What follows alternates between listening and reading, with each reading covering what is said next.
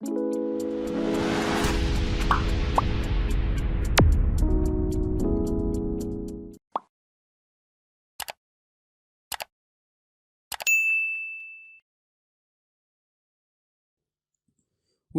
الداخلية تصدر مذكرة مستعجلة إلى ولاة وعمال مختلف الجهات والأقاليم في التفاصيل.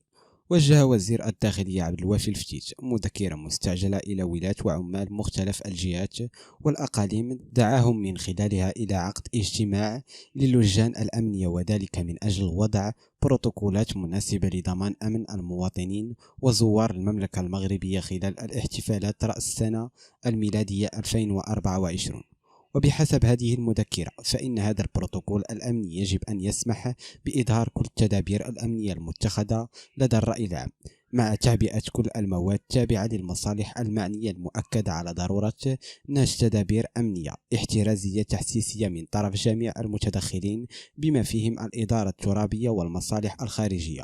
وفي هذا السياق دعا وزير الداخلية إلى إرسال لجان مشتركة إلى مؤسسات الفندقية والسياحية والمصنفة 3 نجوم فما فوق من أجل الحرص على قيامهم باتخاذ عدد من التدابير، أبرزها وضع بوابات إلكترونية للمراقبة وأنظمة مراقبة بالفيديو، مع إرسال تقرير يومي بهذا الخصوص إلى المصالح المركزية بوزارة الداخلية. من جهة أخرى حذرت التعليمات المركزية لوزارة الداخلية أصحاب الفنادق والمطاعم من عدم اتخاذ هذه الإجراءات، مؤكدة أن السلطات المعنية ستمنع قيام أي احتفال بمناسبة رأس السنة في حالة مخالفة التعليمات الموجهة لأصحابها.